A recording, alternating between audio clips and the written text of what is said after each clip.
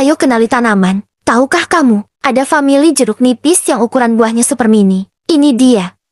Buahnya hanya sebesar manik-manik. Pohonnya berduri sama seperti jeruk nipis, tapi buahnya kemerahan kalau sudah matang. Rasa buahnya tidak terlalu asam, tapi nampak berminyak dan aroma jeruknya sangat keras. Buah jeruk ini biasa digunakan sebagai obat batuk. Kalau di tempatmu namanya apa? Kalau ada yang tahu, tolong tulisan di komen ya. Please. Ayo kenali tanaman dan cintai karya semesta.